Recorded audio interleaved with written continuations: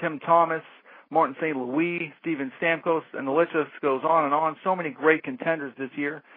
Starting with number 3, partner, give us your top 3 picks for the Hart Trophy. Well, I have to say I want to give a shout-out to one of my favorite guys, on the ice. He's been terrific for the Pens this year, and he's probably one of the only goaltender candidates that I would suggest as MVP because of his sheer contribution level. And that's the Flower. Mr. Marc-Andre Fleury is my number 3 pick for the Hart Trophy this year. And what's your number 2? Number 2, I would probably say, is Mr. Corey Perry, propelling Anaheim to a playoff shot this year, scoring lots of goals, big Rocket Richard candidate, and also a great all-around player. Corey Perry, great. Absolutely. And in your mind, who is the number 1 player to win the Hart Trophy? It's got to be Daniel Sedin this year.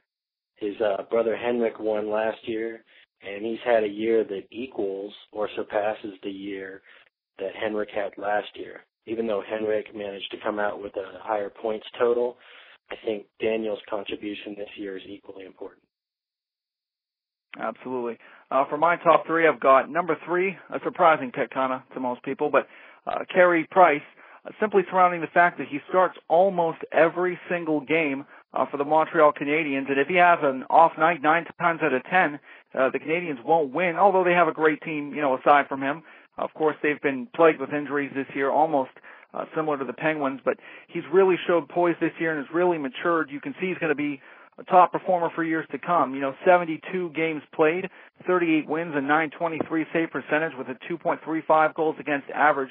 He's come a very long way this year. Number 2, I've got Dan Sedin, of course. His season speaks for itself, 104 points and 41 goals.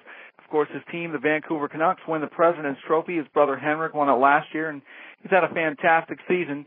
But I think overall the name of the game is most valuable player, and my pick for the Hart Trophy is going to be the Rocket Richard winner, Corey Perry, because Corey Perry is truly the Ducks' greatest asset offensively and partially defensively, of course, playing on that line with Ryan Getzlaf and Bobby Ryan. Perry finished with 50 goals, and I think here's the number 1 reason he deserves to win is simply improvement. He had 27 goals last season, 32 the year before that, and this year he hits 50.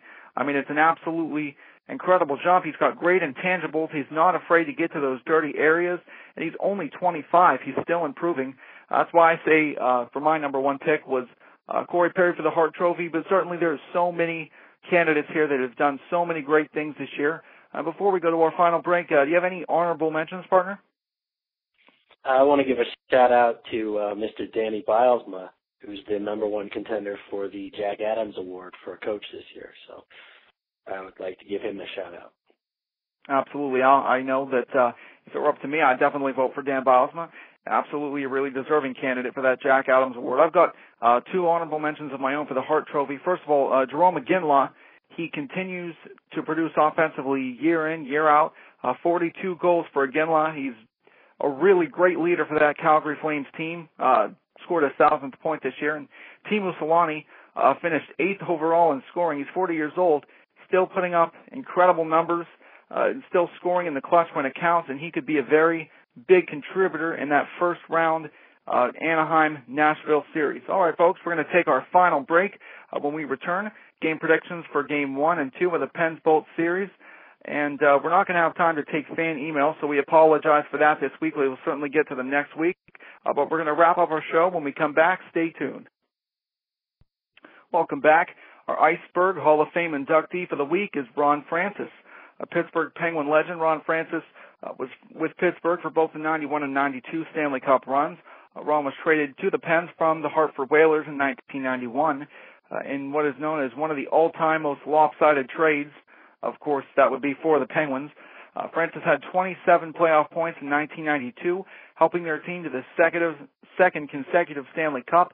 Number 10 finished his career with 1,941 total points. All right, folks, tomorrow starts another journey in Pittsburgh Penguins postseason history, as it will be Game 1 of the Penguins and the Lightning. Pittsburgh gets the first 2 games on home ice. The next 2 will be in Tampa, followed by a 5th if necessary at Consol. Then Game 6 will go back to Tampa. And finally, if the series goes to a Game 7, the final game will be played in Pittsburgh. Partner, what do the Penguins need to do defensively in the first 2 games immediately to stop the firepower of Steven Stamkos and St. Louis and ensure that they go to Tampa with a 2-game series lead? We got to get our strong defensive guys out there, let them get plenty of ice time and ability to move around, and have our energy guys burn down their guys. If we can take the energy and the drive out of some of their big stars, keep the puck in their end on a basic level, get plenty of shots on goal, don't allow them as many shots, I think we have a pretty good chance of controlling the game. And controlling the game means winning the game.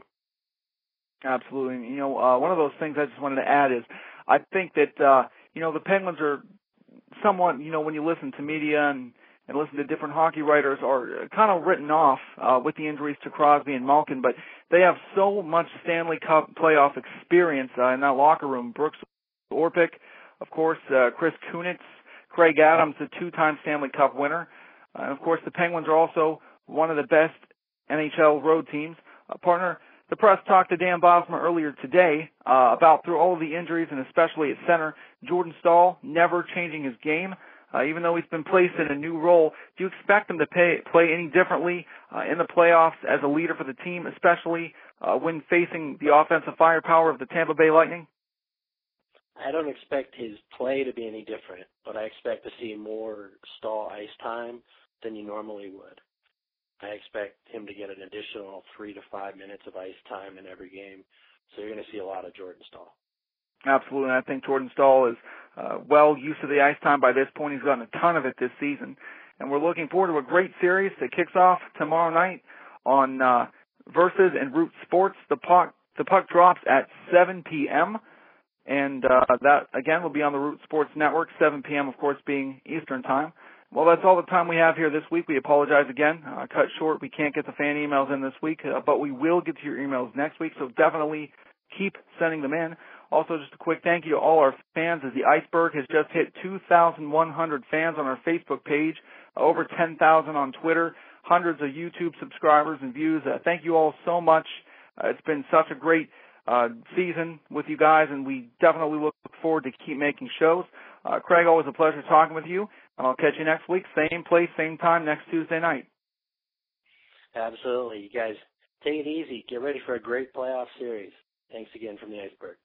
Good night, everybody, and have a great rest of the week.